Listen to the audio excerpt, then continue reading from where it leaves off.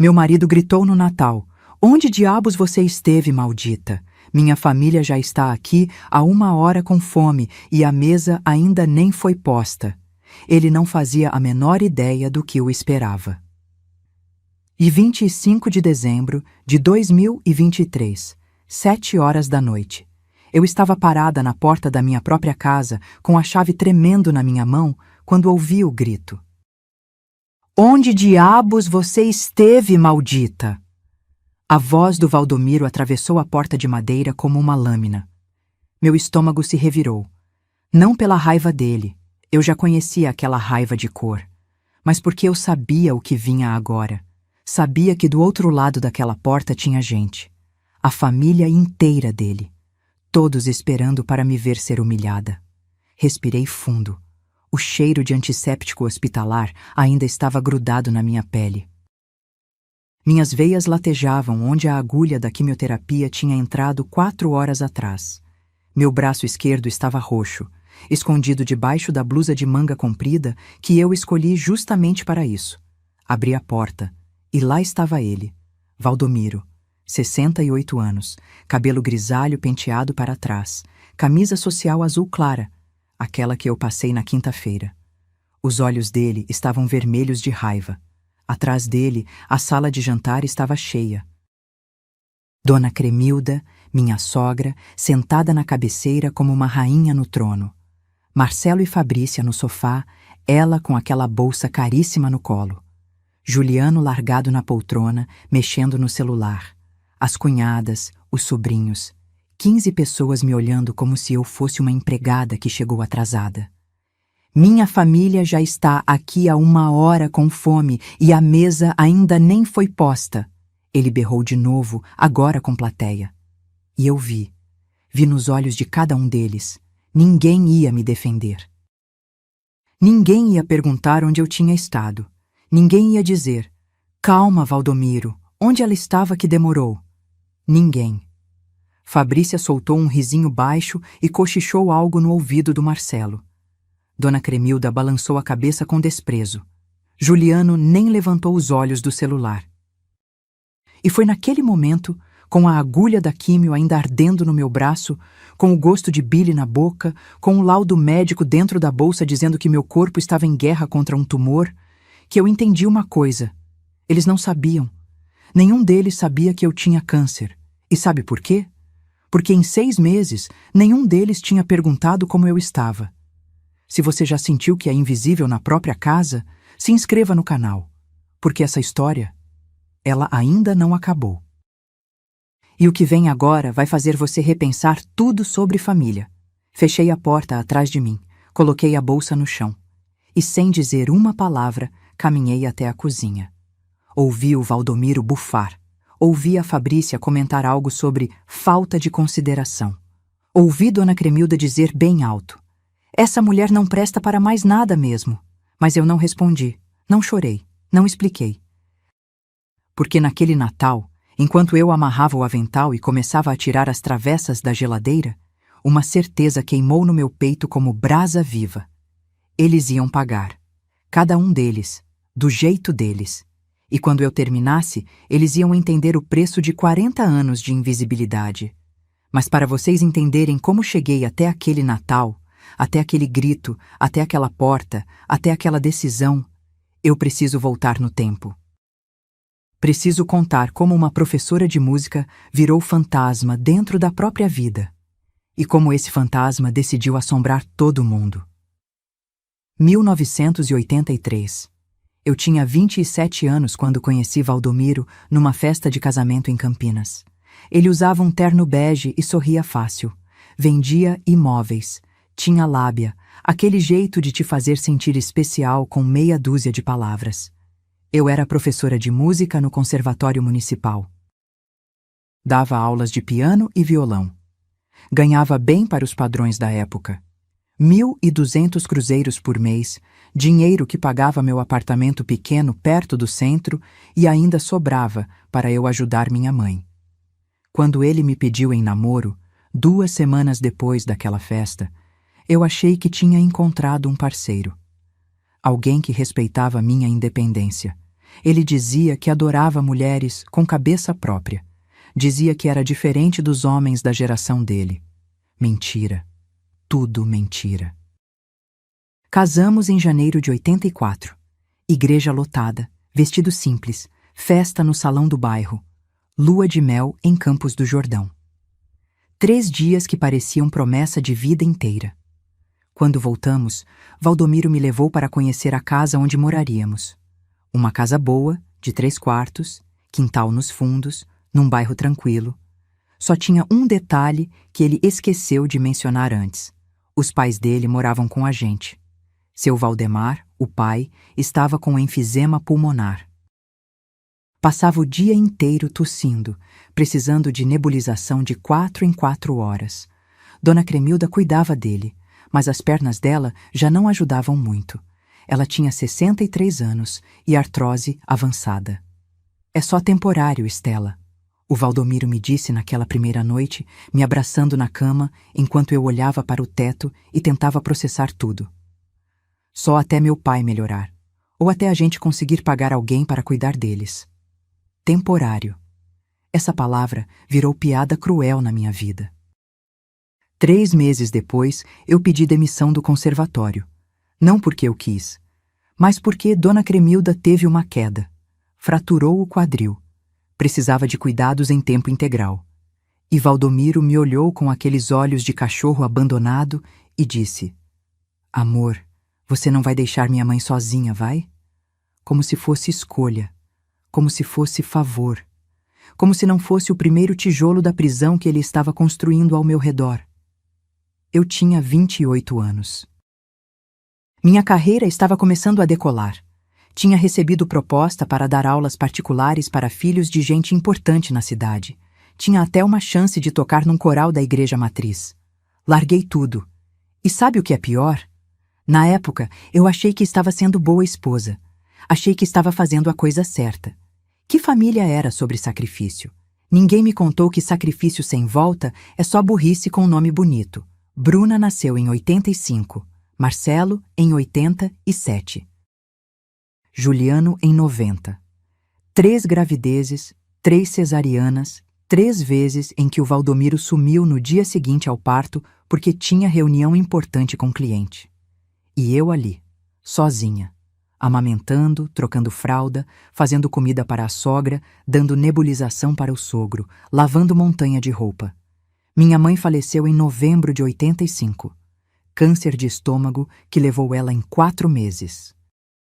Eu estava grávida de 6 meses da Bruna quando enterrei minha mãe debaixo de chuva fina, segurando um guarda-chuva preto que o Valdomiro nem se deu ao trabalho de segurar comigo. A herança que ela deixou foi 380 mil cruzados na época, dinheiro de uma casa que ela vendeu no interior. Era meu, só meu, estava no testamento. Para minha filha Estela Maria, para que ela tenha segurança. Valdomiro pegou o dinheiro 3 meses depois. Sentou comigo na mesa da cozinha, com uma pasta cheia de papéis, e me explicou o investimento da nossa vida. Ele ia comprar imóveis para alugar, ia montar a própria imobiliária, ia nos tornar ricos. Você confia em mim, né, amor? Eu assinei os papéis, todos eles, sem ler direito, porque eu estava exausta, com o bebê recém-nascido pendurado no peito, e porque, que Deus me perdoe, eu realmente acreditei nele. O dinheiro sumiu, e com ele sumiu o último pedaço de mim que tinha voz própria. Os anos passaram como borracha de apagar sobre desenho a lápis. Devagar, sem você perceber, até que não sobra nada do que estava ali antes. Eu cuidava da casa, dos filhos, da sogra. O sogro faleceu em 93, mas ela continuou morando com a gente, cada vez mais exigente, cada vez mais cruel. Eu cozinhava, limpava, passava, organizava. E o Valdomiro? Ele prosperou. A imobiliária cresceu. Ele comprou carro novo, trocou o guarda-roupa inteiro. Começou a viajar para congressos, para eventos de networking. Voltava cheirando a perfume que não era meu, mas eu nunca perguntei. Porque nessa altura eu já tinha entendido as regras do jogo. Eu não era esposa. Eu era funcionária, sem salário, sem folga, sem direito a reclamar. Os meninos cresceram. Bruna saiu de casa aos 22, casou com um advogado de São Paulo, sumiu. Ligava uma vez por mês, sempre correndo, sempre sem tempo para visitar. Marcelo entrou para trabalhar com o pai na imobiliária. Juliano? O Juliano nunca cresceu de verdade. Ficou ali, dependente, tratando a casa como hotel. E eu? Eu virei mobília. Aquele tipo de coisa que está sempre ali, mas ninguém repara. Ninguém agradece. Ninguém pergunta se está quebrada. Até que em junho de 2023, meu corpo gritou o que minha boca nunca teve coragem de dizer. Um nódulo no seio esquerdo. Pequeno, duro, silencioso. Câncer. E quando a médica me deu o diagnóstico, sabe qual foi meu primeiro pensamento? Será que alguém lá em casa vai notar? Deixa eu te contar uma coisa que dói mais que qualquer quimioterapia. Descobrir que você foi roubada pela pessoa que jurou te proteger. Valdomiro construiu um império. 12 imóveis alugados espalhados por Campinas e região. Uma imobiliária com 3 corretores fixos e escritório de vidro na avenida principal. 2 carros, uma Hilux prata e um Corolla para o Marcelo. Conta bancária que eu nunca tive acesso, mas que permitia a Fabrícia desfilar com bolsa de R$ 6.000 e unhas de 400. Todo mundo achava que o Valdomiro era um self-made man. O homem que começou do zero e venceu na vida com trabalho duro e visão de negócio. Meus filhos contavam essa história com orgulho. Meu pai é um vencedor. Construiu tudo sozinho. Sozinho. Essa palavra me corroia por dentro como ácido. Porque eu sabia a verdade. Eu sempre soube. Só fingia não saber porque era mais fácil do que encarar o tamanho da traição. Aqueles 380 mil cruzados que minha mãe deixou, o dinheiro da casa dela, da vida inteira dela trabalhando como costureira, não investimos juntos. Valdomiro pegou, colocou tudo no nome dele. Comprou 4 imóveis em leilão da Caixa entre 86 e 88, quando os preços estavam no chão. Essas 4 casas, alugadas desde então, foram a base de tudo. Com o lucro delas, ele comprou mais 3. Depois mais 5, como bola de neve. Hoje, em 2023, essas propriedades geravam R$ 28.000 por mês. Líquidos. Direto na conta dele. E sabe quanto eu recebia? R$ 800. Isso mesmo, R$ 800 para as despesas da casa. Como se comida, luz, gás, produtos de limpeza e remédios da dona Cremilda custassem menos que isso. Como se eu fosse mágica. Quando o dinheiro acabava, e sempre acabava, eu tinha que pedir. Ir até o escritório dele, interromper as reuniões importantes e pedir na frente dos funcionários, como criança pedindo mesada. Valdomiro, preciso de mais R$ 200. O supermercado? Ele suspirava, fazia cara de sofrido, abria a carteira com aquela lentidão proposital para todo mundo ver o sacrifício dele, e me entregava as notas como quem faz favor. Toma, mas administra melhor, Estela. Não é fácil sustentar essa casa. Sustentar, com o dinheiro que veio da minha mãe. Enquanto isso, a Fabrícia, que nunca trabalhou um dia sequer na vida, trocava de roupa toda semana. O Juliano, desempregado há 3 anos, comprava tênis de R$ 1.200. O Marcelo viajava para congressos em Florianópolis, Porto Alegre, Rio de Janeiro. E eu? Eu usava as mesmas 5 blusas há 8 anos. Sandália de R$ 29,90. Calça jeans desbotada que eu mesma ajustava quando engordava ou emagrecia. Uma vez, em 2019, eu pedi um vestido novo para ir no casamento da sobrinha do Valdomiro. Algo simples, R$ 150 numa loja do centro. Ele olhou para mim como se eu tivesse pedido um carro. R$ 150 num vestido? Você tá louca, Estela? A gente não tá nadando em dinheiro, não. 2 semanas depois, ele comprou um relógio de R$ 2.800. Presente de cliente, ele disse. Preciso estar bem apresentado para fechar negócios. Eu fui no casamento com um vestido que a Bruna tinha deixado para trás há 10 anos. Azul desbotado, com elástico frouxo na cintura. A Fabrícia olhou para mim naquele dia e disse na frente de todo mundo: "Ai, dona Estela, a senhora não tem nada mais atual para vestir?" O Marcelo riu.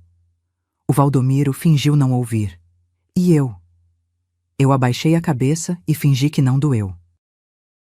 Mas a pior descoberta não foi o dinheiro que ele me negava, foi o dinheiro que ele escondia.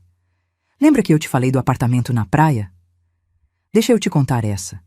Em 2015, Valdomiro comprou um apartamento em Ubatuba. Investimento, ele disse.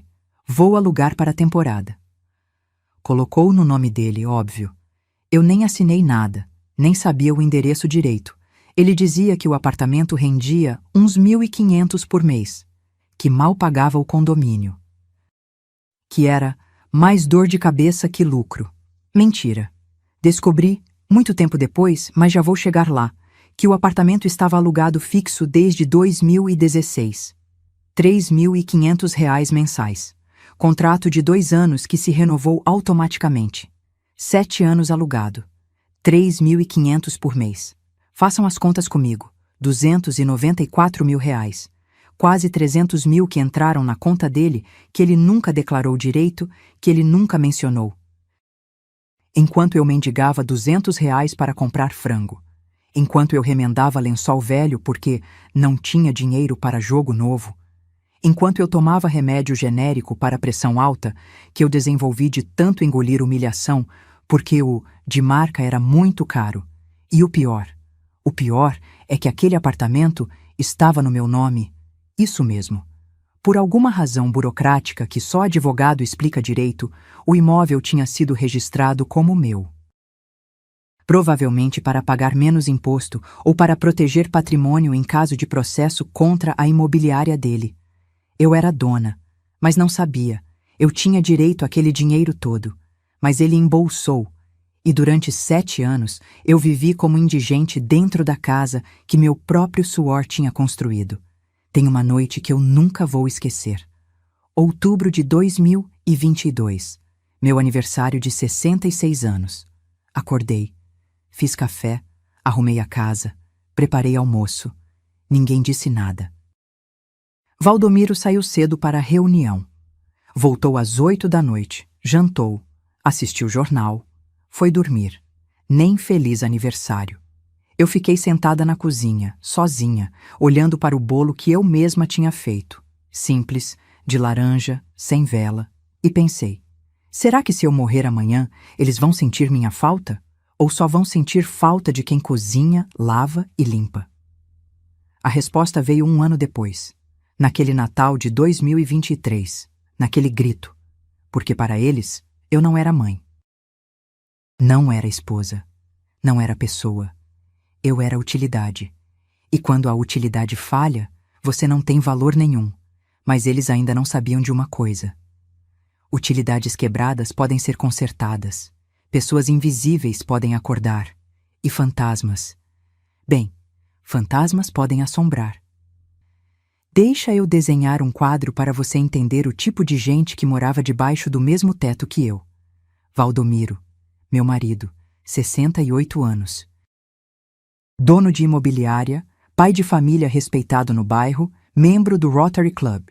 Para o mundo, ele era exemplo. Dentro de casa, era tirano. Ele tinha um jeito de te diminuir sem levantar a voz. Uma sobrancelha levantada quando você falava. Um suspiro profundo quando você entrava na sala. Um silêncio que dizia mais que qualquer grito. Você não importa. Tinha dias que ele passava por mim como se eu fosse parede, literalmente. Eu falava, bom dia, e ele seguia para o banheiro sem nem piscar na minha direção. Mas se a Fabrícia chegasse? Aí ele era todo sorrisos. Como está, minha filha? Quer um café? Minha filha. A nora dele recebia mais carinho em 5 minutos do que eu em 5 anos. Dona Cremilda, minha sogra, 89 anos, vivendo com a gente desde 1993. Exatos 30 anos sendo tratada como rainha, enquanto eu era a súdita. Ela tinha uma cadeira especial na sala. Ninguém podia sentar nela. Era o trono da vovó, como o Juliano chamava. De lá, ela comandava tudo. Controlava os horários das refeições, reclamava da temperatura da casa, criticava cada prato que eu fazia. Esse arroz está empapado, Estela. Essa carne está dura, Estela. Minha falecida sogra fazia melhor, Estela. Toda santa refeição, alguma crítica. E sabe o que o Valdomiro fazia? Ria. Mãe tem razão, Estela. Você podia caprichar mais. Ela tomava remédio para pressão, para diabetes, para tireoide. 7 comprimidos diferentes por dia. E quem organizava, quem lembrava os horários, quem marcava consulta, quem ficava 3 horas na fila do posto de saúde? Eu. E sabe quantas vezes ela me agradeceu nesses 30 anos? Nenhuma. Marcelo, meu filho mais velho, 38 anos. Trabalhava com o pai na imobiliária, ganhava bem, uns 8.000 reais por mês. Casado com a Fabrícia há 9 anos. O Marcelo sempre foi o preferido do Valdomiro, o sucessor. Desde pequeno, aprendeu que agradar o pai era mais importante que qualquer outra coisa. Inclusive, respeitar a mãe. Ele me olhava com pena. Aquele tipo de pena que é quase desprezo. Como se eu fosse criatura fraca, incapaz, que tinha escolhido aquela vida. Uma vez, em 2021, eu tentei conversar com ele. Disse que me sentia cansada, que precisava de ajuda nas tarefas da casa. Ele estava mexendo no celular, nem levantou os olhos. Mãe, a senhora tem 89 anos morando aqui com a gente. A vida da senhora é tranquila. Para de drama. 89 anos? Ele estava falando da avó dele. Nem percebeu que tinha confundido. Para ele, eu e a dona Cremilda éramos a mesma coisa. Velhas inúteis que ocupavam espaço. Fabrícia, a nora, 35 anos. Cabelo sempre impecável, unha sempre feita, roupa sempre cara. Nunca trabalhou. Vivia do salário do Marcelo, ou seja, vivia do dinheiro que veio da minha herança. Ela tinha um dom especial para me humilhar com um sorrisinho no rosto. Ai, dona Estela, a senhora não quer que eu ensine a fazer creme hidratante caseiro? Ajuda com essas rugas? Nossa, dona Estela, a senhora não pensa em pintar esse cabelo? Tá muito branco, envelhece. Tadinha da senhora, deve ser tão cansativo cuidar dessa casa enorme sozinha. Mas fazer o quê, né? A vida é assim. Tadinha. Ela me chamava de tadinha na frente dos outros, e todo mundo ria como se fosse carinho. Um dia, eu estava lavando louça depois do almoço de domingo. Ela entrou na cozinha, pegou um copo d'água e ficou me observando. Depois disse, com aquela voz melosa: Sabe, dona Estela, a senhora é um exemplo. Nunca vi ninguém tão conformada com a vida. É admirável. Conformada, como se ser pisoteada fosse virtude. Bruna, minha filha, 35 anos, morava em São Paulo. Casada com um advogado, 2 filhos que eu mal conhecia. Ela ligava uma vez por mês, sempre correndo, sempre com desculpa para não visitar. Oi, mãe, tudo bem? Olha, não vou poder ir aí no aniversário do pai, tá muito corrido aqui, mas mando um presente. Beijo, tchau. 3 minutos de ligação. Se muito. No Natal ela mandava cesta de presente. Panetone, vinho, castanhas. Nunca um "como você está?" de verdade. Uma vez, em 2022, ela postou foto no Facebook com a sogra dela. As duas abraçadas, sorrindo. Legenda: Minha segunda mãe, te amo. Eu olhei aquela foto durante 10 minutos, tentando entender onde foi que eu errei, o que eu fiz para que minha própria filha preferisse a sogra a mim. Então entendi. Eu nunca fui mãe presente para ela porque estava ocupada demais sendo escrava de todo mundo. E agora, ela me tratava do mesmo jeito que aprendeu em casa, como alguém que não merece atenção. Juliano, o caçula, 32 anos. Desempregado há 3 anos. Morava no quarto dos fundos, acordava meio-dia, passava o dia jogando videogame. Ele era o pior de todos, porque os outros pelo menos fingiam educação. O Juliano nem isso. Ele me chamava para fazer as coisas gritando do quarto. Mãe, Cade, o almoço! Como se eu fosse cachorro que vem quando assobia. Deixava roupa suja espalhada pelo chão. Copos e pratos empilhados na escrivaninha. Eu entrava no quarto dele para limpar e quase vomitava do cheiro. Uma tarde eu estava passando mal. Tontura, náusea, efeito colateral da químio que ninguém sabia que eu fazia. Sentei na beira do sofá tentando respirar. O Juliano passou por mim. Foi na geladeira, pegou o último pedaço de bolo que eu tinha feito. Eu disse, com a voz fraca: Filho, eu estava guardando esse pedaço para comer depois. Ele me olhou, deu uma mordida gigante e falou de boca cheia: Ué, mãe, se queria tinha comido antes. E saiu rindo. Essa era a minha família. 5 pessoas que moravam da minha comida, da minha limpeza, do meu cuidado, e me tratavam como se eu devesse gratidão por estar ali. Nenhum deles perguntava se eu estava bem, se eu precisava de alguma coisa, se eu tinha sonhos, planos, vontades. Para eles, eu era função, não pessoa. E a gota d'água, aquela que transborda o copo e afoga tudo, aconteceu 3 semanas antes daquele Natal. Meu aniversário, 67 anos. Ninguém lembrou. Literalmente ninguém. Eu fiquei o dia inteiro esperando. Um telefonema, uma mensagem, um abraço de mentira que fosse. Nada. À noite, o Valdomiro chegou em casa, jantou e foi dormir. Eu fiquei na cozinha sozinha, olhando para o calendário na parede, com o dia 28 de outubro circulado de caneta vermelha.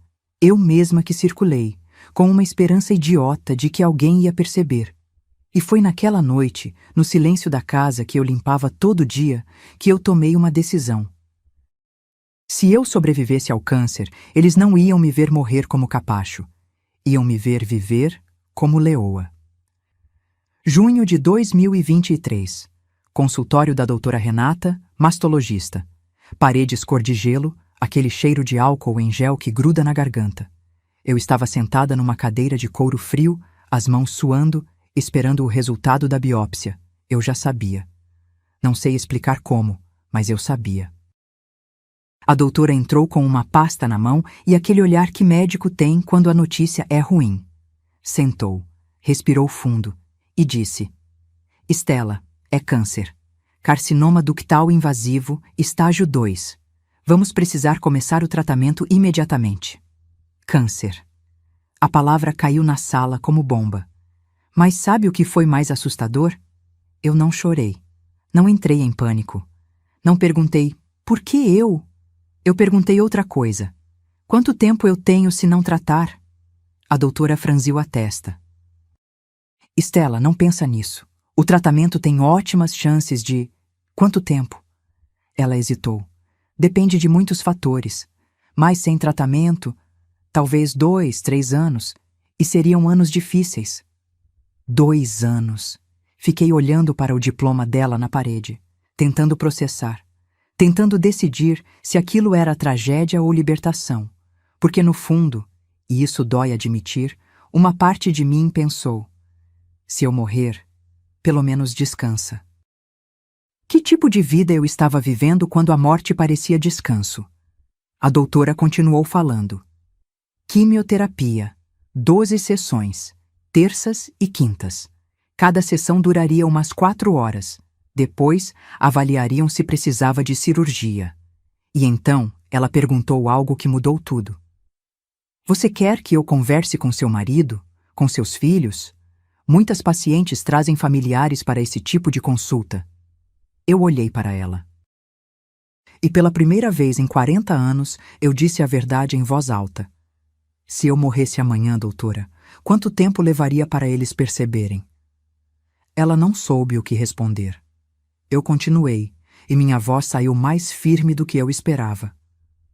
Eles só notariam quando a comida não estivesse pronta, quando a roupa não estivesse lavada, quando a casa estivesse suja. Não vou contar. Não quero piedade de quem nunca me deu amor. Saí daquele consultório com receitas na bolsa e um plano na cabeça. Ia fazer o tratamento, mas em silêncio, e ia observar. Ia ver quanto tempo levaria para alguém, qualquer pessoa naquela casa, notar que eu estava doente. Spoiler, ninguém notou. Primeira sessão de quimioterapia, 12 de junho, terça-feira, 9 horas da manhã. Hospital Santa Mônica, ala de oncologia, terceiro andar. Eu disse em casa que ia ao supermercado. Peguei a bolsa, coloquei boné, óculos escuros, como se estivesse fugindo. E estava. Estava fugindo da invisibilidade. A sala de químio era grande, poltronas cinza reclinadas em fileiras, mulheres e homens sentados, com agulhas nos braços, bolsas de soro pingando veneno que cura. Todo mundo com aquele olhar, medo misturado com esperança. Sentei na poltrona 17. A enfermeira, Janaína, foi gentil. Conversou comigo enquanto procurava a veia. Perguntou se eu tinha vindo acompanhada.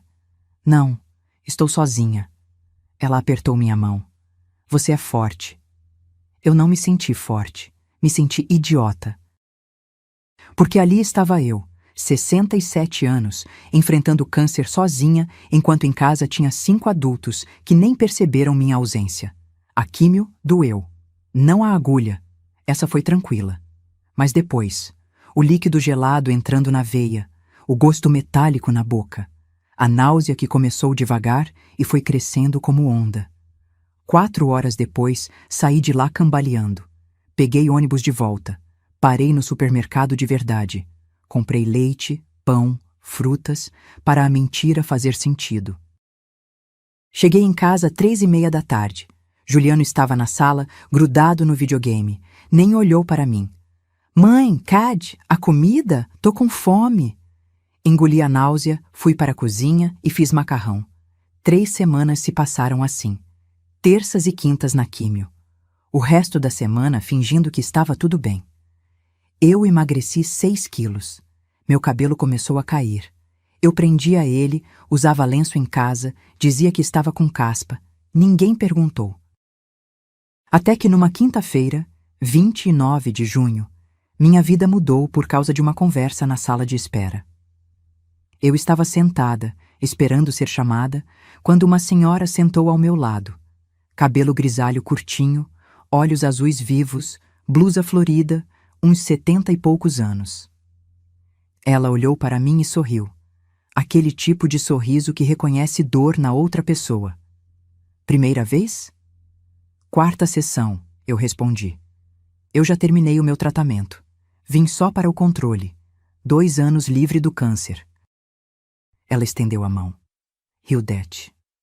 Estela. A gente ficou conversando. Ela me contou que teve câncer de mama aos 70 anos. Fez químio, radioterapia, mastectomia e venceu. Mas a parte importante da história não foi o câncer, foi o que veio depois. Sabe, Estela, o câncer me ensinou uma coisa. A vida é curta demais para viver sendo capacho. Eu olhei para ela, surpresa com a palavra. Ela continuou. Eu passei 60 anos da minha vida servindo. Marido, filhos, netos. Nunca fiz nada para mim.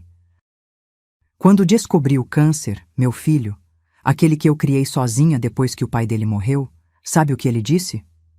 Eu balancei a cabeça. Ele disse, Mãe, você não pode ficar doente agora. Quem vai cuidar dos meus filhos enquanto eu e minha mulher trabalhamos? Meu estômago revirou. Não de náusea da químio, de raiva. E o que você fez? Hildete sorriu. Aquele sorriso de quem sabe segredo poderoso. Mandei ele contratar babá, vendi a casa, peguei o dinheiro e viajei o mundo. Fui para Paris, Roma, Buenos Aires, conheci gente, vivi, e hoje moro num apartamento pequenininho só meu, recebo ele uma vez por mês e durmo em paz.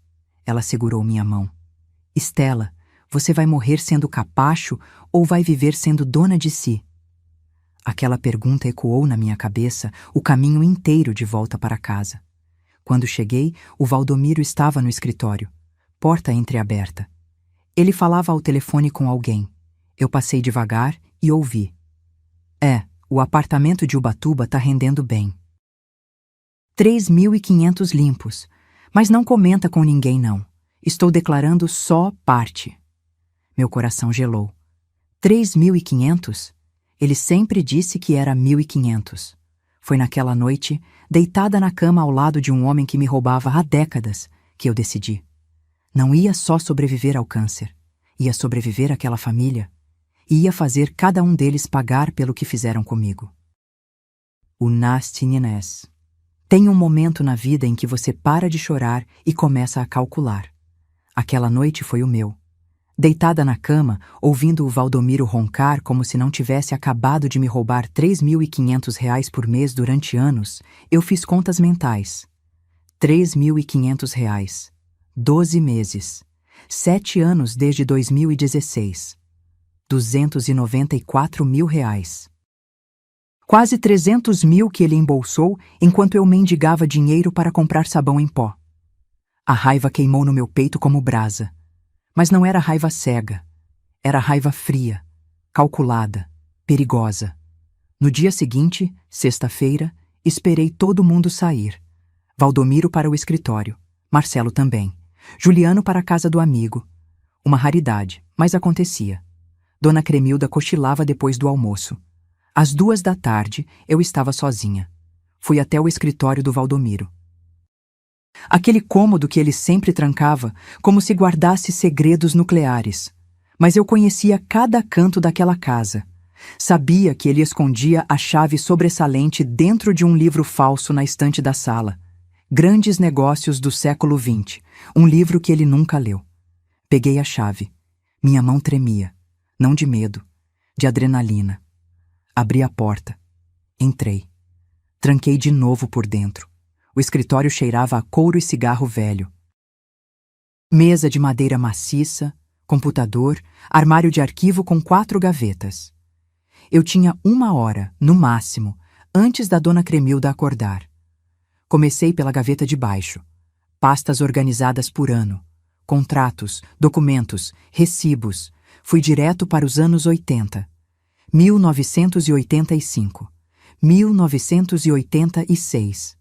E lá estavam. Os contratos de compra dos primeiros 4 imóveis. Casa na Vila Industrial, 120 mil cruzados. Casa no Jardim Proença, 90 mil.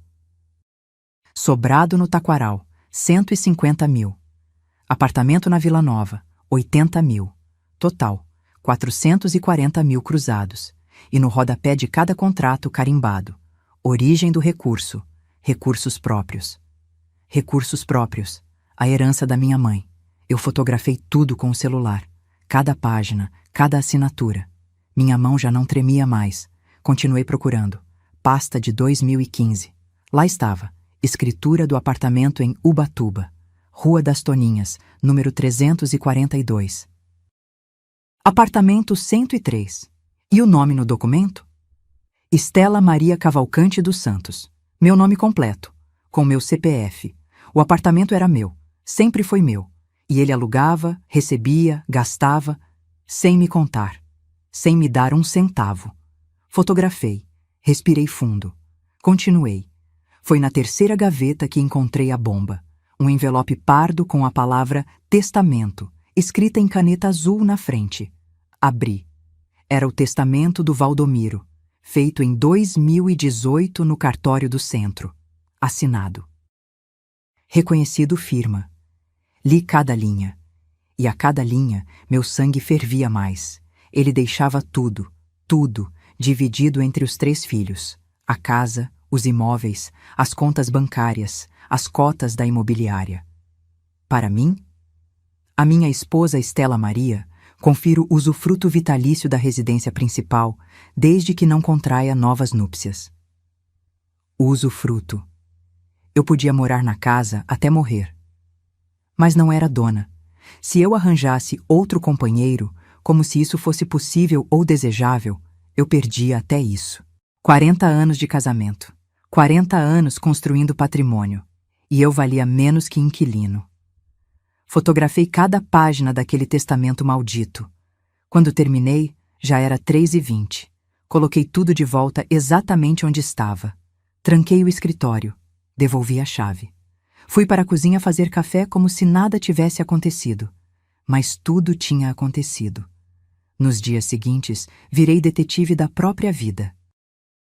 Comprei um gravador pequeno, daqueles de jornalista, numa loja de eletrônicos no centro. R$ 240 que tirei da minha mesada. Comecei a gravar tudo. Toda humilhação, todo desrespeito, toda conversa em que era tratada como lixo. Terça-feira à tarde, Dona Cremilda me chamou para levar chá na sala. Liguei o gravador no bolso do avental. Esse chá tá fraco, Estela. Parece água suja. Desculpa, Dona Cremilda. Faço outro. Não precisa. Já tô acostumada com coisa mal feita. Gravado. Quinta de noite, jantar em família. Juliano reclamou da comida. Esse feijão tá sem gosto, mãe. Parece que você não põe tempero de propósito. Valdomiro riu. Sua mãe tá ficando velha. Já não sabe mais cozinhar. Marcelo concordou. É, mãe, o feijão tá meio aguado mesmo. Gravado. Mas a gravação mais importante aconteceu num sábado. Eu estava no quintal estendendo roupa. A janela do quarto do Marcelo estava aberta. Ele e a Fabrícia conversavam alto. Achavam que eu não ouvia. Liguei o gravador e cheguei mais perto. Sério, amor, a gente precisa pensar no futuro. Era a voz da Fabrícia. Seus pais não vão durar para sempre. Não fala assim. Marcelo, sem muita convicção. Estou sendo realista. Seu pai já tem 68 anos. Sua mãe, 67. E com a saúde da sua avó, enfim. A casa vale quanto? Uns 900 mil. Talvez 1 milhão se reformar. E o terreno da Barão de Itapura? Aquele que meu pai comprou em 2012? Uns 2 milhões fácil. Tá em área nobre. Fabrícia suspirou.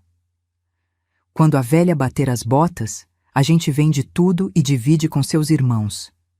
Com a nossa parte, dá para comprar um apartamento melhor e sobra para investir. A velha. Ela estava falando de mim, planejando meu funeral antes do corpo esfriar. Marcelo riu. Você é terrível, sabia? Estou pensando no nosso futuro, amor. No futuro dos nossos filhos. Essa casa aqui é grande demais, gasta demais. Melhor liquidar e partir para algo mais prático. Liquidar. Como se eu fosse ativo falido. Fiquei ali parada, segurando o lençol molhado, gravador no bolso, engolindo lágrimas de raiva. Naquela noite, transferi todas as gravações para o computador. Salvei em 3 pendrives diferentes. Um escondi dentro de uma lata de farinha no armário. Outro dentro do forro velho de um casaco que ninguém usava. O terceiro mandei pelo correio para a casa da Bruna, dentro de um pacote com receitas da vovó escrito na frente. Ela nunca abriria, mas estava seguro. As provas estavam reunidas, documentos que mostravam que o império foi construído com meu dinheiro, gravações que provavam o desrespeito constante, contrato que provava que eu tinha imóvel em meu nome que ele escondia, testamento que provava que ele me deixaria na miséria, conversa dos filhos planejando minha herança como abutres. Faltava só uma coisa: advogado. E foi num dia de quimioterapia, conversando de novo com a Hildete, que encontrei a solução. Estela, você precisa da doutora Letícia, advogada especialista em direito de família. Ela me ajudou a me divorciar do meu segundo marido quando descobri que ele tinha amante. Pegou metade de tudo para mim. Hildete anotou o telefone num papel. Liga para ela. Conta tudo. Ela vai saber o que fazer. Guardei aquele papel como quem guarda passaporte para país novo. Porque era exatamente isso. Eu estava fugindo. Fugindo da prisão que construíram para mim. E diferente de presa comum, eu não ia fugir de mãos vazias. Ia levar o que era meu. Cada centavo. Cada migalha de dignidade. E ia deixar eles com o que eles mereciam. Nada além da própria mesquinhez. Voltemos àquele Natal. 25 de dezembro de 2023, 7 da noite. Eu tinha saído de casa às 3 da tarde. Sessão de quimioterapia de emergência. Meus glóbulos brancos tinham despencado e a doutora Renata me ligou pedindo para eu ir imediatamente. Risco de infecção grave. Mandei mensagem no grupo da família. Vou demorar. Comecem sem mim se precisar. Ninguém respondeu. Fiquei 4 horas no hospital. Agulha grossa no braço esquerdo. Soro. Medicação para fortalecer a imunidade. O corpo doía inteiro. Aquela dor surda de osso, como se alguém tivesse me moído. Quando saí, 7 menos 10, eu mal conseguia andar direito. Peguei táxi. R$ 15 que eu não tinha, mas não aguentaria ônibus. Cheguei em casa 7h05. De longe, já vi os carros na rua. A Hilux do Valdomiro, o Corolla do Marcelo, o Civic velho do cunhado Reinaldo.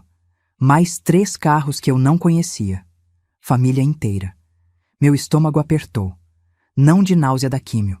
De pavor, porque eu sabia o que vinha. Abri o portão devagar. Caminhei até a porta. A chave tremia na minha mão. Não de medo, de exaustão. E então veio o grito. Onde diabos você esteve, maldita? A porta se escancarou antes mesmo de eu terminar de girar a chave. Valdomiro estava ali, vermelho de raiva, veias saltadas no pescoço, dedo apontado para o meu rosto. Minha família já está aqui há 1 hora com fome e a mesa ainda nem foi posta. Atrás dele, a sala estava cheia. Contei rapidamente. 15 pessoas. Dona Cremilda no trono dela, cara de nojo. Marcelo e Fabrícia no sofá, ela com vestido vermelho de festa e colar de pérolas. Pérolas que custaram R$ 4.000, eu sabia porque ouvi ela contar para a cunhada. Juliano na poltrona, ainda de bermuda e chinelo, como se fosse churrasco de domingo. As cunhadas, Sônia e Vera na mesa da sala, taças de vinho vazias na frente. Os sobrinhos adolescentes no chão, mexendo no celular. O cunhado Reinaldo em pé perto da TV, braços cruzados, olhando para mim como juiz olha para criminoso. Todos me encarando. Eu entrei. Fechei a porta atrás de mim com cuidado.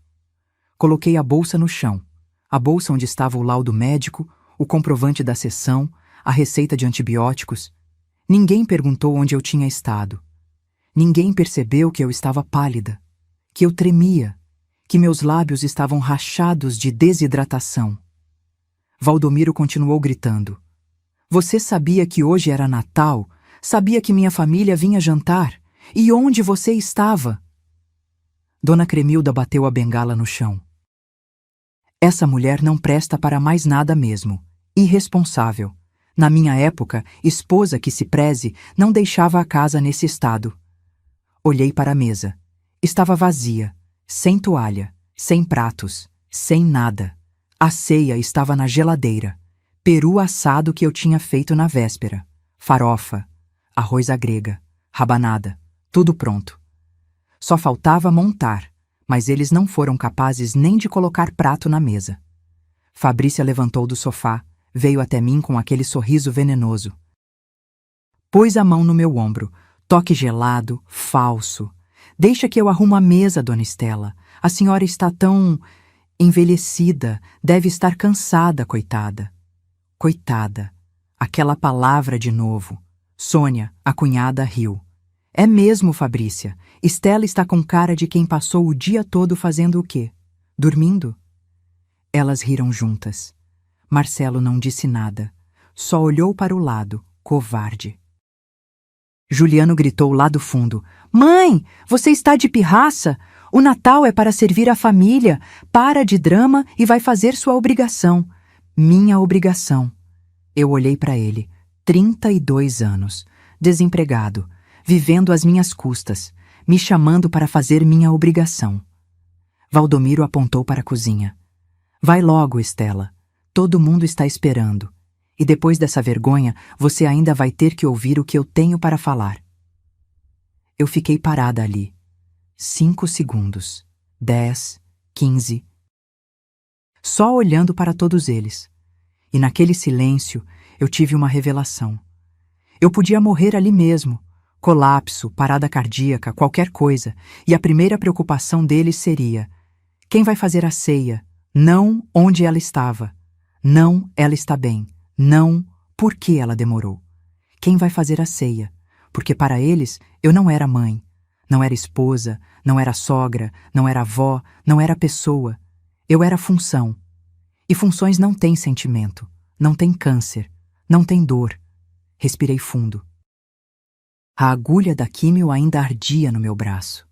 O gosto amargo de remédio ainda estava na minha boca. Minha cabeça latejava, mas eu não disse nada. Não expliquei onde estive, não defendi, não chorei, porque naquele momento, olhando para aquelas 15 pessoas que esperavam que eu servisse enquanto meu corpo travava uma guerra pela sobrevivência, eu entendi algo fundamental. Eles não mereciam explicação, mereciam lição. Caminhei até a cozinha. Amarrei o avental, aquele avental azul desbotado que eu usava há 10 anos. Abri a geladeira. Comecei a tirar as travessas. Ouvi risadas na sala. Ouvi taças tinindo. Ouvi alguém ligando a televisão. A vida deles seguindo normal enquanto eu sangrava por dentro. Mas enquanto eu montava aquela ceia, enquanto colocava cada prato na mesa, cada talher no lugar, cada guardanapo dobrado, uma certeza queimava no meu peito como ferro em brasa. Aquela era a última ceia que eu fazia para eles. A última vez que eu seria função. A última vez que eu engolia a humilhação como quem engole remédio amargo. Porque eu tinha segredo que eles não sabiam. Tinha documentos, gravações, provas, plano. E nos próximos meses, cada um deles ia entender o preço de 40 anos de invisibilidade. Iam aprender que fantasma não assombra só à noite. Assombra para sempre. Servia a ceia em silêncio absoluto. Eles comeram, riram, brindaram. Ninguém disse obrigado. Ninguém disse estava gostoso. Ninguém notou que eu não comi nada. À meia-noite, quando todos foram embora, deixando pilha de louça suja, restos de comida na mesa, vinho derramado no chão, eu sentei sozinha na cozinha. Olhei para aquela bagunça e sorri, porque caos na cozinha eu podia limpar. Caos na vida deles, quando eu terminasse, ninguém ia conseguir arrumar. 2 de janeiro de 2024, 9 horas da manhã. Escritório da doutora Letícia Fonseca, especialista em direito de família. 13º andar de um prédio comercial no centro de Campinas. Eu estava sentada numa sala com paredes de vidro, vista para a cidade inteira. A advogada na minha frente tinha uns 45 anos, cabelo castanho preso em coque, óculos de grau, terno cinza impecável. Ela olhou para mim com aquela seriedade de quem já viu de tudo. Dona Estela, me conte sua história do início, sem pressa, sem vergonha. Tudo o que disser aqui fica entre nós. E eu contei. Tudo. 40 anos de casamento. A herança da minha mãe que virou o império dele. Os 380 mil reais que sumiram no nome de investimento conjunto. O apartamento em Ubatuba que estava no meu nome, mas eu nunca soube. Os aluguéis de 3.500 reais que ele embolsava há 7 anos. O testamento onde eu valia menos que móvel velho. As gravações das humilhações. A conversa do Marcelo e da Fabrícia planejando minha herança antes do corpo esfriar. Falei durante 1h30. Quando terminei, tinha lágrimas escorrendo pelo meu rosto, mas não eram lágrimas de tristeza, eram de raiva. Doutora Letícia ficou em silêncio por alguns segundos. Depois tirou os óculos, limpou com um lenço e disse: Dona Estela, na minha carreira de 23 anos, já vi muita baixaria, mas seu caso me revolta pessoalmente. Ela abriu uma pasta. Vamos fazer o seguinte. Primeira coisa, separação judicial com pedido de partilha de bens. Você tem direito a 50% de tudo que foi construído durante o casamento. E com as provas que você trouxe, especialmente os contratos de 85 mostrando a origem do capital, podemos provar que o patrimônio inicial veio de você. Meu coração acelerou. Segunda coisa, vamos entrar com ação de sonegação patrimonial. Esse apartamento que está no seu nome, você tem direito a todos os aluguéis que foram pagos desde 2016. São 300 mil reais aproximadamente. Com juros e correção, vamos buscar 400 mil. 400 mil reais. Terceira coisa, as gravações. Elas provam violência psicológica, o que nos dá base para pedir danos morais. Não garanto que juiz vai conceder, mas vamos tentar. Ela fechou a pasta e me olhou direto nos olhos. Mas preciso que você entenda. Isso vai ser guerra. Seu marido vai contratar advogado, vai tentar te pintar como louca, interesseira, oportunista. Seus filhos vão ficar do lado dele. Você tem certeza que quer seguir em frente? Eu não hesitei nem um segundo. Doutora, eu tenho câncer. Passei 6 meses fazendo quimioterapia sozinha, enquanto aquela família me tratava como empregada. Se eu vou morrer algum dia, e todo mundo vai, prefiro morrer de pé, com dignidade. Do que morrer de joelhos pedindo migalha. Ela sorriu, aquele tipo de sorriso de quem reconhece guerreira do outro lado da mesa. Então vamos à guerra. Assinei o contrato. 15 mil reais de honorários. Dinheiro que tirei da conta secreta que minha mãe tinha deixado, aquela que ninguém sabia que existia. 125 mil reais guardados em banco desde 1983, no meu nome de solteira. Herança que Valdomiro nunca descobriu porque nunca se deu ao trabalho de perguntar se eu tinha algo meu. Janeiro virou fevereiro. Fevereiro virou março. E nesses 90 dias eu me transformei. Por fora continuei a mesma. Acordava cedo, fazia café, limpava a casa, cozinhava, servia. Mas por dentro? Por dentro eu era furacão. Toda terça e quinta eu ia para a sessão de quimioterapia. Mas agora também ia para o escritório da doutora Letícia. A gente montou o caso como quebra-cabeça, cada documento. Cada gravação, cada prova de que eu tinha sido roubada, humilhada, apagada. Foi a doutora Letícia quem sugeriu algo que mudou tudo. Dona Estela, seu marido teve algum relacionamento anterior? Algum filho de outro casamento? Eu pisquei, surpresa. Teve. Ele foi casado antes. Durou só 3 anos. Tem um filho desse casamento, o Samuel. Mas eles são afastados há mais de 40 anos. Os olhos dela brilharam. A gente precisa encontrar esse Samuel. Levou 2 semanas, mas encontramos. Samuel Ferreira dos Santos, 45 anos, morava em Ribeirão Preto, gerente de banco, casado, 2 filhos. Liguei para ele num sábado de manhã. Alô? Samuel? Meu nome é Estela. Sou a segunda esposa do seu pai. Silêncio do outro lado. Eu sei quem você é. O que quer?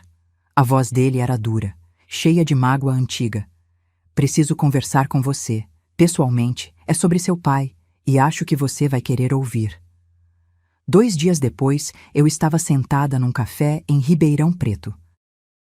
Samuel entrou. Alto, cabelo grisalho nas têmporas, óculos de armação preta. Tinha os olhos do Valdomiro, mas o olhar era diferente. Era olhar de quem sofreu abandono e nunca esqueceu. Sentou na minha frente, pediu café e disse: "Fale." Eu contei tudo. Ele me ouviu em silêncio. Quando terminei, ele ficou olhando para a xícara de café vazia por um longo tempo. Então disse: "Meu pai me abandonou quando eu tinha 5 anos. Fugiu com você. Desculpa a sinceridade." E nunca mais olhou para trás. Minha mãe criou eu sozinha. Trabalhou como faxineira para me dar educação. Morreu de derrame aos 57 anos. Ele não foi no enterro. A voz dele tremeu. Se você está me procurando porque quer que eu testemunhe contra ele, pode contar comigo. Porque esse homem não é pai, é fantasma, e fantasmas não merecem lealdade. Samuel virou minha testemunha principal. Ele tinha documentos provando que Valdomiro nunca pagou pensão. Tinha fotos da infância pobre que ele teve. Tinha prontuário médico da mãe dele, mostrando que ela trabalhou até ter derrame porque não tinha ajuda de ninguém. Mais provas, mais munição. Em março, fiz o último exame de controle do câncer. Tomografia. Marcadores tumorais.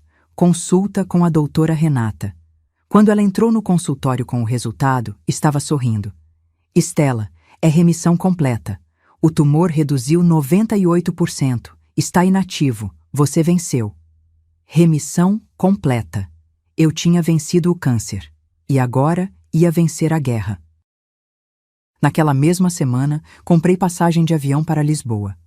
Aida, em 20 de abril. Volta aberta. 6 meses morando com minha prima Georgina, que tinha se mudado para Portugal em 2010. Tirei passaporte novo. Separei roupas. Fiz lista do que levar. E em cada preparação, eu sentia poder crescendo dentro de mim. Poder de quem sabe que está fazendo a coisa certa. Poder de quem não tem mais nada a perder. Porque eu tinha enfrentado a morte. Tinha olhado nos olhos dela durante 6 meses de quimioterapia. E tinha saído viva. Comparado com isso, Valdomiro era formiga. 15 de abril. Domingo. Almoço em família. Todo mundo na mesa. Valdomiro na cabeceira. Dona Cremilda ao lado. Marcelo, Fabrícia, Juliano. Eles comiam meu frango assado, meu arroz, minha salada, reclamavam que o sal estava demais, que a carne estava seca. E eu? Eu olhava para cada um deles e pensava: aproveitem, porque essa é a última refeição que faço para vocês. À noite, sozinha no quarto, abri o armário. Olhei para malas vazias esperando para serem enchidas. E sorri. Porque fantasma que eles criaram estava prestes a virar vingança. E vingança, quando bem servida, não precisa ser quente. Só precisa ser certeira.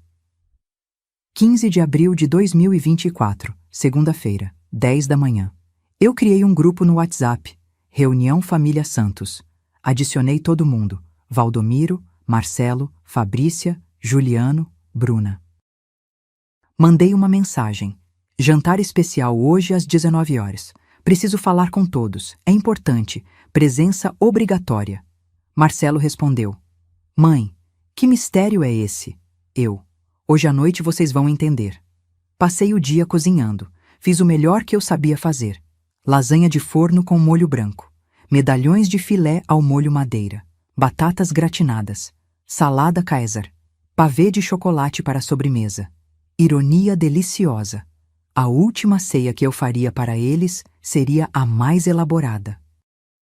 Às 6h30, comecei a arrumar a mesa. Toalha de linho branca, pratos de porcelana, aqueles que só usávamos em ocasiões especiais, taças de cristal, guardanapos dobrados em formato de flor. Valdomiro passou pela sala e franziu a testa.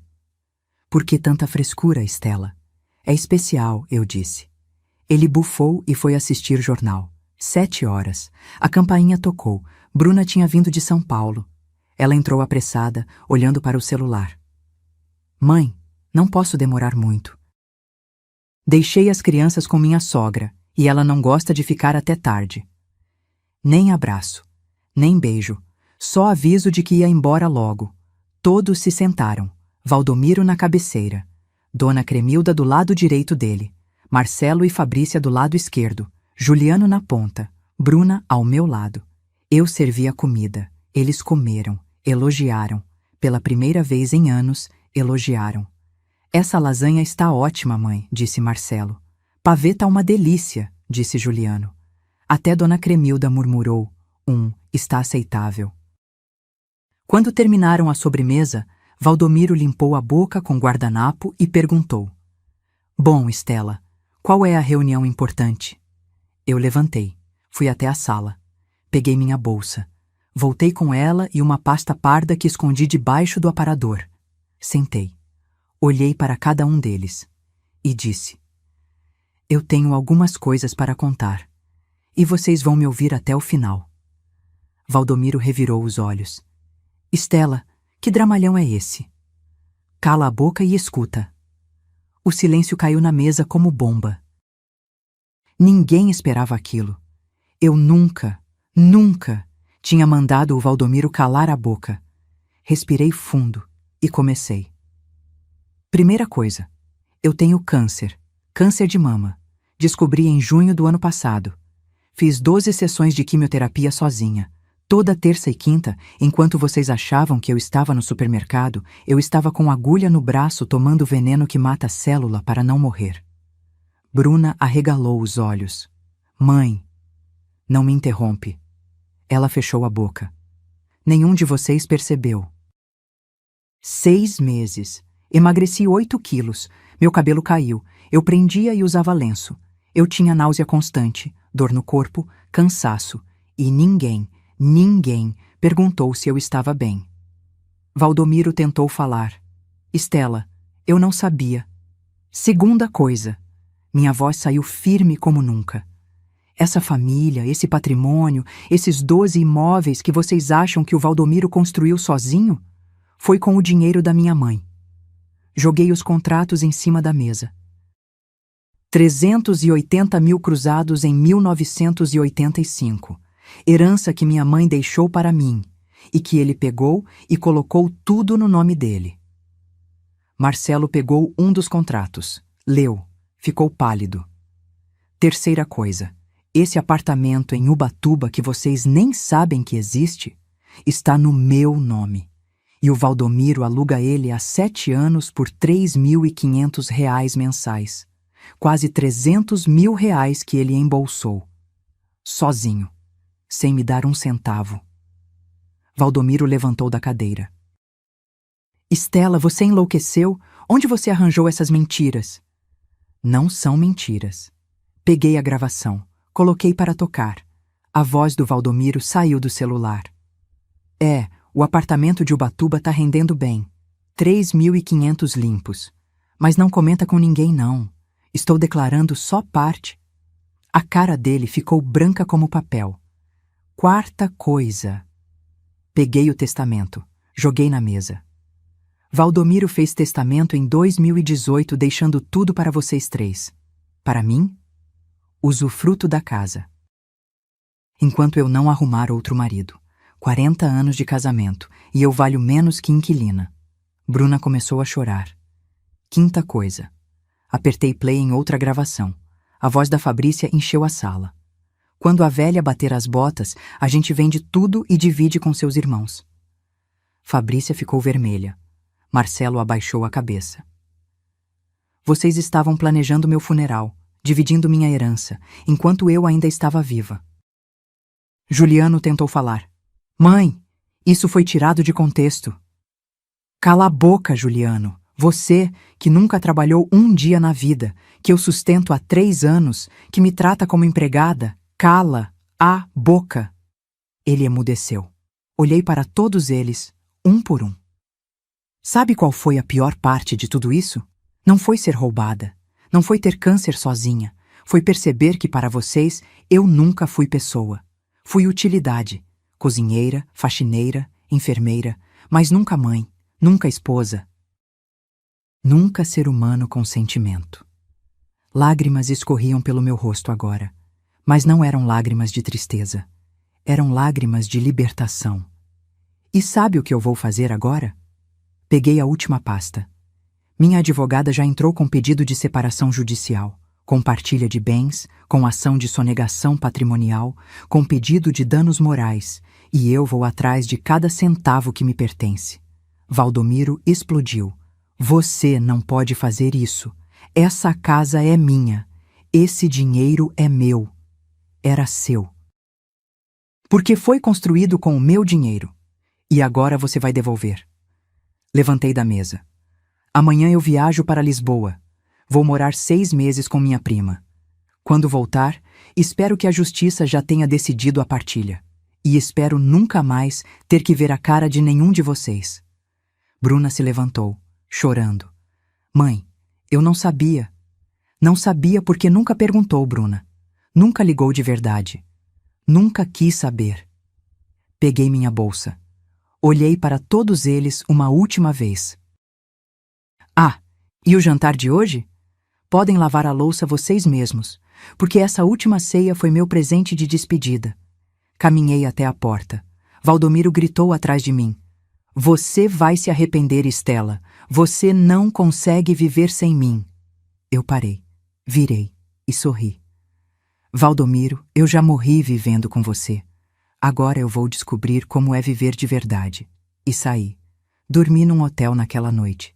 Melhor noite de sono em 40 anos. 30 dias depois. 15 de maio de 2024. Eu estava em Lisboa, tomando café da manhã na varanda do apartamento da minha prima Georgina, quando o celular tocou. Doutora Letícia. Dona Estela, temos novidades. Boas novidades. Meu coração disparou. O laudo pericial saiu. O perito analisou todos os documentos, rastreou a origem do capital, verificou os contratos de 1985. Está tudo comprovado. O patrimônio inicial veio da sua herança. A juíza aceitou todos os argumentos. Fechei os olhos, respirei fundo. E agora? Agora a gente negocia. O advogado do Valdomiro já ligou pedindo acordo. Ele sabe que vai perder feio se isso for a julgamento. Quer resolver rápido. Quanto ele está oferecendo? 6 imóveis dos 12, mais R$300 mil em dinheiro referente aos aluguéis sonegados de Ubatuba. E a casa fica com você. Ele que saia. 6 imóveis. R$300 mil. A casa. Era mais do que eu imaginei conseguir. Aceita, eu disse. Tem certeza? A gente pode pressionar por mais. Não quero mais nada dele além do que é meu por direito. Aceita o acordo. Quanto antes isso acabar, melhor. 10 dias depois, acordo homologado judicialmente. 25 de maio de 2024. Os 6 imóveis que ficaram comigo eram os melhores. 2 casas no Taquaral, um sobrado na Bela Vista, o apartamento em Ubatuba, uma casa comercial na avenida principal e um terreno na região da Lagoa do Taquaral. Valor de aluguel mensal: R$14 mil, líquidos, direto na minha conta, mais os 300 mil de indenização, que viraram 420 mil com juros e correção monetária. O apartamento de Ubatuba voltou oficialmente para meu nome, com todos os direitos. Expulsei o inquilino antigo e coloquei para aluguel por temporada, rendendo muito mais. Mas o melhor não foi o dinheiro, foi ver o império desmoronar. Valdomiro precisou vender a imobiliária. O escritório bonitinho de vidro na avenida, fechado, placa de vende-se na porta. Os 3 corretores que trabalhavam com ele, demitidos. Ele vendeu por R$250 mil, menos da metade do que valia, porque estava desesperado. Precisava pagar advogado, pagar as custas do processo, pagar a parte dele do acordo. A Hilux, vendida. O Corolla que o Marcelo usava, vendido também. Ele teve que alugar um apartamento de 2 quartos num bairro distante, sozinho. Tendo que cozinhar, lavar roupa, limpar casa. Descobri depois, pela Bruna, que ele queimou arroz 3 vezes na primeira semana. Que ligou para ela chorando, pedindo para ela ensinar a usar máquina de lavar. Chorando. O homem que me humilhou durante 40 anos estava chorando porque não sabia fritar um ovo. Marcelo perdeu o emprego quando a imobiliária fechou. Ficou 4 meses desempregado. Tentou arrumar vaga em outras imobiliárias, mas ninguém contratava. Todo mundo sabia do processo, do escândalo. E a Fabrícia? Ah, a Fabrícia. 2 meses depois que o dinheiro acabou, ela pediu separação. Pegou a filha e foi morar com a mãe dela. Marcelo ficou sozinho num apartamento alugado, ganhando R$3.500 como vendedor numa loja de materiais de construção. As bolsas de R$6 mil, as unhas de 400, as viagens, acabou tudo. Descobri que ela já estava namorando outro, um empresário dono de concessionária. Não perdeu tempo. E o Marcelo teve coragem de me ligar 3 meses depois de tudo. Mãe, eu errei. Eu não sabia que o pai fazia aquilo com você. Eu fiquei em silêncio. Mãe, você está aí? Estou. Eu queria pedir desculpas. De verdade. Marcelo, eu disse, com voz calma. Você sabia que eu era desrespeitada. Você via. Você ria junto. Você nunca me defendeu. Não porque não sabia, mas porque não se importava. Ele começou a chorar no telefone. Mas eu te perdoo, continuei. Porque guardar raiva de você seria dar poder que você não merece ter sobre mim. Mas perdoar não significa esquecer. E não significa voltar. Desliguei. Juliano? Esse teve que crescer na marra, sem casa, sem mãe para cozinhar, sem mesada do pai, porque o pai agora estava pobre também.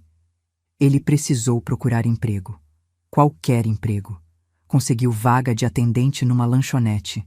Salário mínimo. R$ 1.412.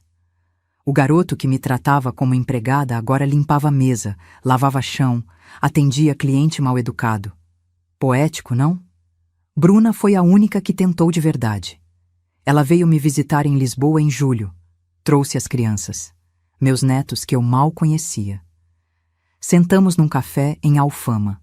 Ela chorou, pediu desculpas, de verdade. Mãe, eu fui uma filha horrível. Eu estava tão preocupada com minha vida que esqueci de você. Eu sabia que o pai tratava você mal. Eu via. E fingia que não via porque era mais fácil. Ela segurou minha mão. Me desculpa, por favor. Olhei para ela, para os olhos dela molhados de lágrima verdadeira. E eu vi algo que não vi nos outros. Arrependimento real. Eu te perdoo, Bruna, mas você precisa entender. A gente não volta a ser o que era, porque o que era quebrado. Podemos construir algo novo, mas vai levar tempo. Ela concordou. E desde então, a gente conversa toda semana. De verdade. Não aquelas ligações de 3 minutos. Conversas de mãe e filha tentando se reencontrar. Samuel, o filho do primeiro casamento do Valdomiro, testemunhou no processo. Contou sobre o abandono, sobre a mãe dele trabalhando sozinha, sobre os anos sem pensão. A juíza ficou revoltada. Usou o testemunho dele como prova de padrão de comportamento abusivo. Pesou contra o Valdomiro. Depois do processo, eu e Samuel viramos amigos. Ele me chama de Dona Estela, com respeito.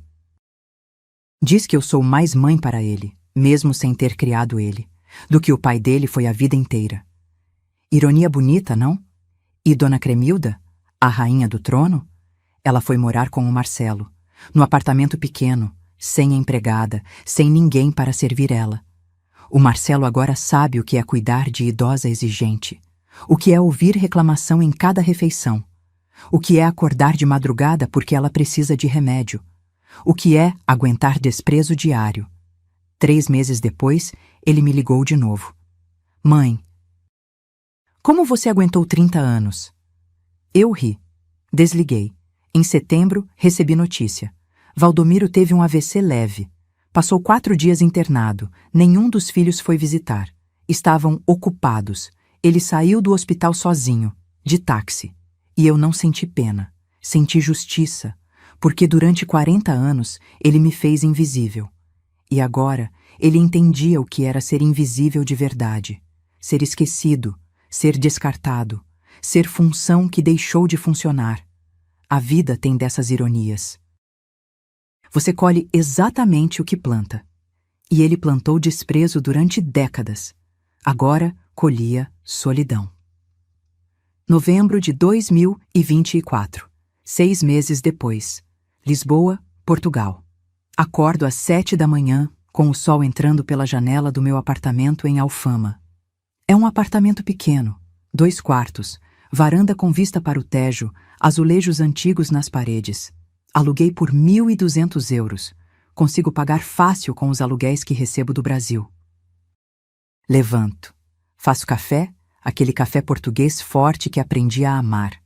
Sento na varanda com uma manta nos ombros, porque mesmo em novembro, aqui é fresco de manhã.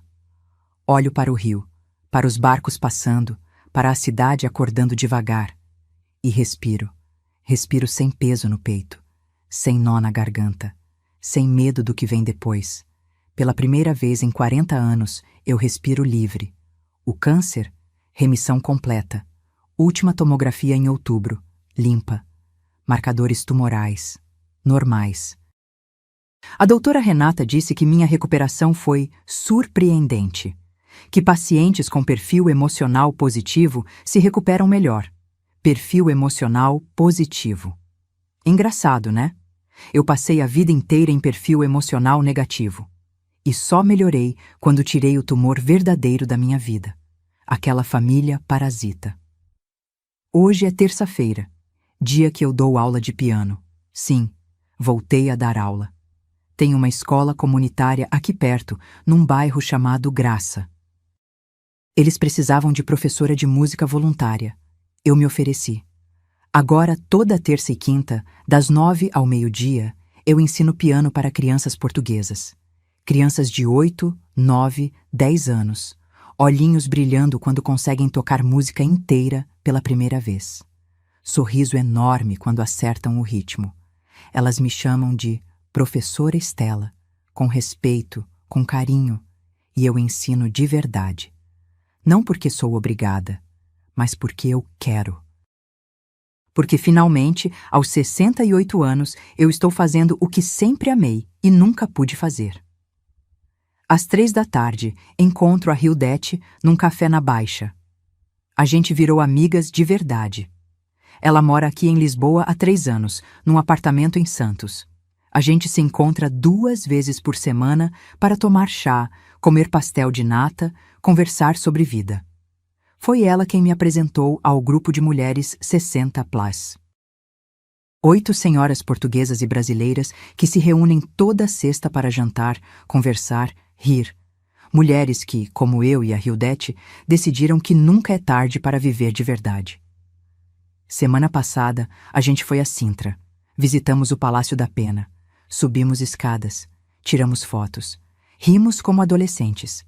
Mês que vem, vamos para o Porto. Depois, planejamos Espanha. Estou vivendo tudo que nunca vivi. E sabe o que é melhor? Estou vivendo com o meu dinheiro. Não preciso pedir. Não preciso explicar. Não preciso mendigar. 14 mil reais mensais dos aluguéis dão quase 3 mil euros. Vivo bem, viajo, guardo, ajudo quem precisa. Semana passada, doei 1.000 euros para a instituição que ajuda mulheres vítimas de violência doméstica. Porque violência não é só soco. Às vezes, é apagar alguém aos poucos. E eu sei exatamente como isso é. Bruna veio me visitar de novo em outubro. Dessa vez, ficou uma semana inteira. Trouxe os meninos. A gente andou pela cidade, comeu nos restaurantes, conversou de verdade. Uma noite, ela me disse: "Mãe, você está diferente, mais leve, mais viva." Eu sorri. Estou, porque pela primeira vez eu estou vivendo para mim. Não para agradar, não para servir, para mim. Ela abraçou eu e chorou. Eu queria ter percebido antes. Não importa mais, eu disse. O que importa é agora. Ontem recebi carta do Brasil, do Marcelo, carta manuscrita, 4 páginas. Ele contou que perdeu a casa, que está morando num apartamento pequeno com a avó, que a Fabrícia casou de novo e não deixa ele ver a filha direito, que está trabalhando duro, acordando cedo, voltando tarde. No final da carta, ele escreveu: "Mãe, agora eu entendo. Entendo o que a senhora aguentou. Entendo o peso. Entendo a solidão. Me desculpa por ter demorado tanto para enxergar. Eu te amo. E espero que um dia a senhora consiga me perdoar de verdade." Guardei a carta numa gaveta. Não porque não perdoei.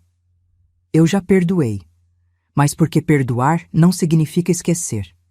E não significa voltar a ser capacho. Algumas pontes a gente reconstrói. Outras a gente deixa queimada, para lembrar de nunca mais atravessar. Hoje à noite vou ao Fado. Tem uma casa pequena no bairro Alto onde cantam músicas de saudade, de amor, de dor. Eu vou sozinha.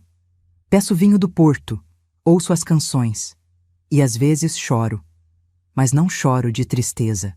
Choro de gratidão. Porque o câncer, por mais horrível que tenha sido, me ensinou a coisa mais importante. A vida é curta demais para viver sendo sombra, curta demais para pedir licença para existir, curta demais para aceitar migalhas na mesa que você mesma preparou. Olho pela janela agora, enquanto escrevo essas últimas palavras. O sol está se pondo sobre o Tejo. O céu está pintado de laranja, rosa, roxo. E eu penso em tudo que passei. Em tudo que perdi, em tudo que ganhei. Perdi 40 anos sendo invisível. Mas ganhei o resto da vida sendo inteira. Perdi uma família que nunca me amou de verdade, mas ganhei a mim mesma, e isso vale mais que qualquer patrimônio. Tem gente que vai dizer que eu fui egoísta, que abandonei família, que fui vingativa. E sabe o que eu respondo? Durante 40 anos, eu fui altruísta.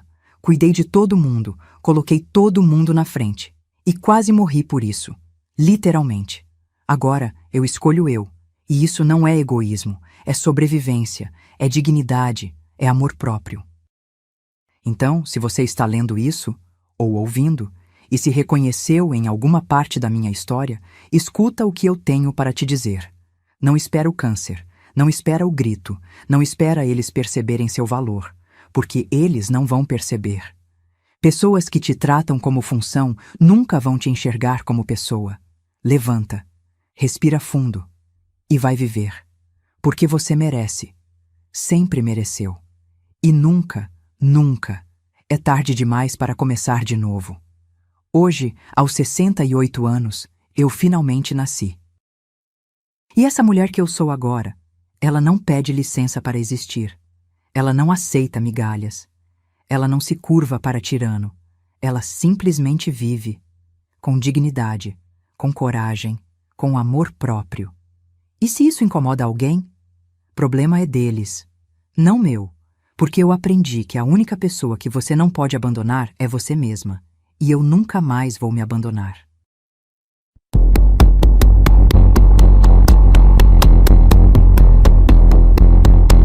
Se essa história tocou seu coração de alguma forma, deixe um comentário contando de onde você está assistindo. Escreva sua cidade, seu país. Vamos criar uma corrente de mulheres que se apoiam, que se entendem, que sabem que nunca é tarde para recomeçar. Curta esse vídeo se você acredita que dignidade não tem preço. E se inscreva no canal para continuar acompanhando histórias reais de mulheres que escolheram viver, não apenas sobreviver. Porque sua história também importa. E você também merece ser vista. Um abraço forte. E lembra, você é muito mais do que as funções que te atribuíram. Você é pessoa, inteira, completa, valiosa. E isso ninguém pode tirar de você.